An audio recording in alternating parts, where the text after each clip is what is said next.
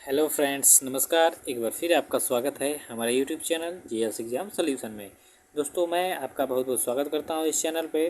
दोस्तों, इस चैनल के माध्यम से आपको किसी भी गवर्नमेंट एग्ज़ाम की तैयारी आप कर रहे हैं अगर तो उसके लिए जीके के लिए यह बहुत ही बेस्ट क्विज के माध्यम से वीडियो सारी दी जाती हैं। तो दोस्तों, चैनल को सब्सक्राइब कर लीजिएगा। यह इस वीडियो में आज सामान्य विज्ञान से यानी जनरल साइंस से क्वेश्चंस 25 होंगे जो आपके यूपी त्रिपल पेड railway group D SSC UPP VDO RO TET CTET के लिए बहुत इंपॉर्टेंट होने वाले हैं। तो दोस्तों, चैनल को सब्सक्राइब कर लीजिएगा। चलते हैं हम अपने क्वेश्चन की तरफ। तो चलिए देखते हैं आज के पहले क्वेश्चन को। पहला क्वेश्चन है दोस्तों आपके सामने, जीव तथा जंतु विज्ञान का जनक किसे कहा जाता है। क्वेश्चन कर रहा है दोस्तों, जीव और जंतु विज्ञान का जनक किसे कहा जाता है, या ऐसे आप सीधा सीधा बोल दीजिए कि बायोलॉजी का जनक किसे यानी जीव विज्ञान या जंतु विज्ञान का जनक किसे कहा जाता है। तो आपके सामने विकल्प दिया हुआ है। ए विकल्प है लेमार्क, विकल्प बी है अरस्तु, विकल्प सी है थियोफ्रेस्टस और विकल्प डी है विलियम हार्वे। तो दोस्तों, जीव और जंतु विज्ञान का जो जनक है वह जो अरस्तु हैं इनको कहा जाता है। तो जो विकल्प आपका बी होगा यह हो जाएगा राइट। चलिए दूसरे नंबर के क्वेश्चन को देखेंगे। चिकित्सा शास्त्र का जनक किसे कहा जाता है, यानी चिकित्सा जो शास्त्र है इसका जनक कौन है। तो विकल्प दिया हुआ ए है अरस्तु, विकल्प बी है लेमार्क, विकल्प सी है हिप्पोक्रेटस और विकल्प डी है लेवासियर। तो दोस्तों, हिप्पोक्रेटस जो है इसको चिकित्सा शास्त्र का जनक कहा जाता है। अभी आपने अरस्तु को जाना कि अजीव और जंतु विज्ञान के जनक हैं और लेवासियर जो है रसायन विज्ञान के हैं। ठीक है, अभी क्वेश्चन में आएगा। तो जो चिकित्सा शास्त्र है दोस्तों इसके जनक कौन है, हिप्पोक्रेटस। तो विकल्प सी हो जाएगा आपका सही। तीसरे नंबर के प्रश्न को देखिए, वनस्पति विज्ञान का जनक किसे कहा जाता है। विकल्प ए है लेवासियर, विकल्प बी है अरस्तु, सी है डार्विन और डी है थियोफ्रेस्टस। तो दोस्तों, वनस्पति विज्ञान का जो जनक है वह थियोफ्रेस्टस को कहा जाता है। तो विकल्प डी हो जाएगा आपका सही, थियोफ्रेस्टस। चौथे नंबर के प्रश्न को देखेंगे, रसायन विज्ञान का जनक किसे कहा जाता है। तो अभी मैंने जस्ट ऊपर के क्वेश्चन में बताया कि रसायन विज्ञान का जनक लेवासियर को कहा जाता है। तो इस तरह से विकल्प ए आपका क्या होगा, राइट आंसर होगा, लेवासियर। चलिए पाँचवें नंबर के प्रश्न को देखिए, ग्रहों के गति का नियम जो है इसका प्रतिपादन किसने किया था, यानी ग्रहों के गति का नियम किसने दिया था या बताया था। तो विकल्प आपका ये है न्यूटन, विकल्प बी है आर्यभट्ट, विकल्प सी है केपलर और विकल्प डी है आइंस्टीन। तो दोस्तों, ग्रहों के गति का जो नियम है वह केपलर ने दिया था। तो विकल्प सी हो जाएगा आपका सही। छठवें नंबर का प्रश्न है दोस्तों, खून का रंग लाल किसके कारण होता है, यानी जो हमारे शरीर में ब्लड है, रक्त है, इसका जो रंग है लाल वह किसके कारण होता है। तो विकल्प दिया हुआ ए है लाल रंग, बी है हीमोग्लोबिन, सी है ऑक्सीजन और डी है लोहा अर्थात आयरन से। तो दोस्तों, जो बी आपका विकल्प होगा हीमोग्लोबिन, इसके कारण मनुष्य में रक्त जो है उसका रंग लाल होता है। तो हीमोग्लोबिन आपका सही होगा, यानी विकल्प बी आपका सही होगा।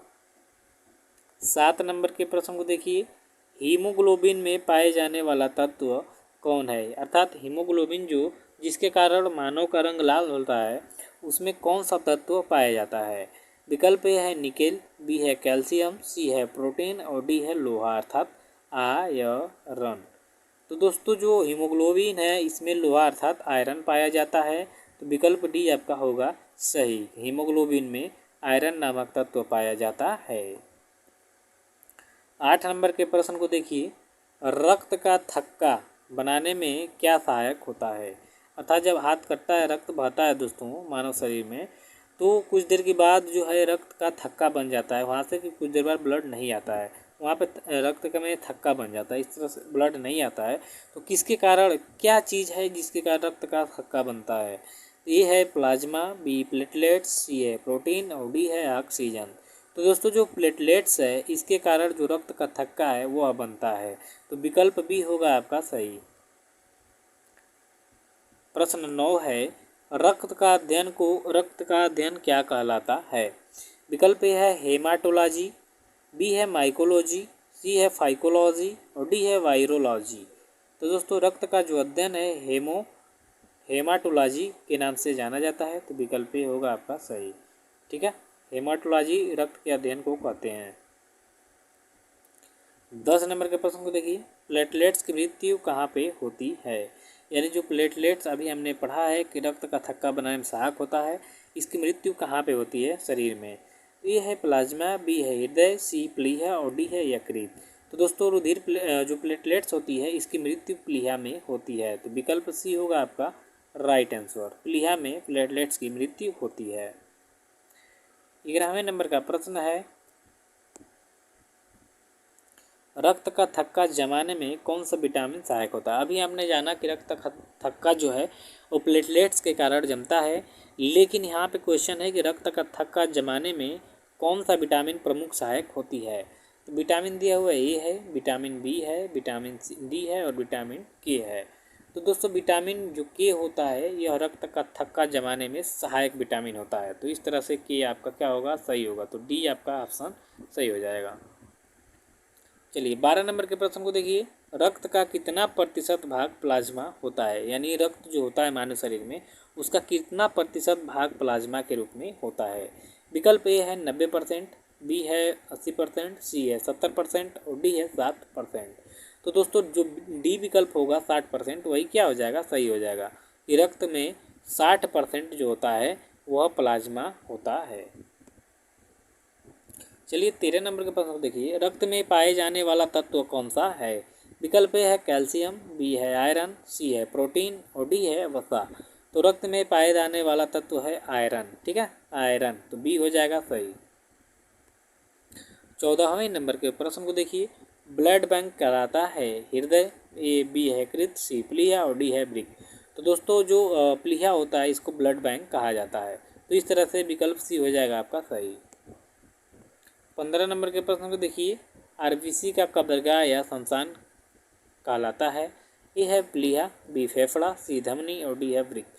तो दोस्तों प्लीहा को आरबीसी का कब्रगाह या शमशान कहा जाता है, तो विकल्प आपका ही हो जाएगा सही। इसी तरह 16 नंबर के प्रश्न देखिए, रक्त समूह के खोजकर्ता कौन थे? ए है विलियम हार्वे, बी लैंडस्टीनर, सी ल्यूवेनहॉक और डी है रॉबर्ट हुक। तो रक्त समूह के दोस्तों जो खोजकर्ता हैं वह है कार्ल लैंडस्टीनर, तो विकल्प बी आपका हो जाएगा सही।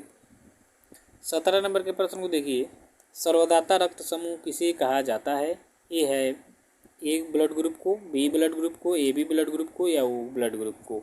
तो ओ ब्लड ग्रुप जो होता है दोस्तों इसको सर्वदाता कहा जाता है और ए बी को सर्वग्राही कहा जाता है।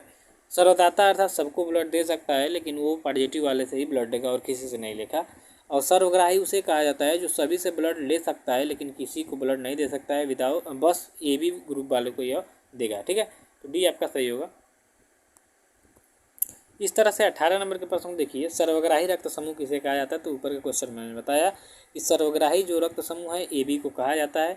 ए बी जो होता है वह सबसे ब्लड ले सकता है, इससे भी ले सकता है, इससे भी, इससे भी, लेकिन यह किसी इन तीनों में से किसी को दे नहीं सकता है। ठीक है, देगा तो कब देगा? किसको? ए बी को ही देगा। ठीक है, तो विकल्प ए हो जाएगा सही। 19 नंबर के प्रश्न देखिए, रक्त को शुद्ध कौन करता है? ए है हृदय, बी फेफड़ा, सी वृक्क और डी है धमनी। तो दोस्तों जो वृक्क होता है यह रक्त को शुद्ध करता है, तो विकल्प सी हो जाएगा सही। आप हृदय को सही नहीं करेंगे, वो तो पंप करता है, लेकिन रक्त को शुद्ध करने का जो काम करता है वो वृक्क करता है। किडनी, मूत्र का निर्माण कहाँ पे होता है? ए छोटी आंत, बी बड़ी आंत, सी यकृत और डी वृक्क। तो दोस्तों वृक्क में अर्थात किडनी में ही मूत्र का निर्माण होता है, तो इस तरह से विकल्प डी आपका क्या होगा? सही होगा। 21 नंबर का प्रश्न देखिए, फटाफट देखना है, रक्त का पीएच मान कितना होता है? ए है 3, बी है 6, सी है 7 और डी है 7.4। तो दोस्तों 7.4 रक्त का पीएच मान होता है, अर्थात यह होता है क्षारीय। रक्त का पीएच मान कितना होता है? 7.4, और इसकी प्रकृति कैसी होती है? क्षारीय होती है, तो डी हो जाएगा आपका सही। 22 नंबर के प्रश्न देखिए, सर्वप्रथम रक्त परिसंचरण तंत्र का अध्ययन किसने किया था? तो विलियम हार्वे ने सर्वप्रथम रक्त परिसंचरण तंत्र जो है इसका अध्ययन किया था, तो विकल्प बी आपका हो जाएगा सही। 23 नंबर के प्रश्न को देखेंगे कि शरीर में ऑक्सीजन तथा परिवहन किसके द्वारा होता है? एक विकल्प है रक्त द्वारा, बी धमनी द्वारा, सी हीमोग्लोबिन और डी है प्लीहा। तो रक्त द्वारा दोस्तों शरीर में ऑक्सीजन का जो परिवहन होता है, तो विकल्प हो जाएगा सही। 24 नंबर के प्रश्न को देखिए, पित्त का पीएच मान कितना होता है। ए है 7, बी है 7.4, सी है 7.7 और डी है 7.9। तो 7.7 जो है वह पित्त का पीएच यानी बाइल का पीएच मान कितना होता है दोस्तों, 7.7। यानी इसकी भी प्रकृति क्या होगी, क्षारीय होगी। 25 नंबर के क्वेश्चन को देखेंगे, हाइड्रोफोबिया रोग किसके द्वारा होता है। ए है कुत्ता के काटने से, बी है सांप के काटने से, सी सियार के काटने से और डी है बिच्छू के डसने से। तो कुत्ता के काटने से दोस्तों हाइड्रोफोबिया नामक रोग होता है, तो विकल्प ए हो जाएगा आपका सही। तो दोस्तों इस तरह से इस वीडियो का जो क्वेश्चन है सारे समाप्त होते हैं। मिलते हैं नेक्स्ट वीडियो में। लास्ट तक बने रहने के लिए आपको बहुत बहुत धन्यवाद। Thank you.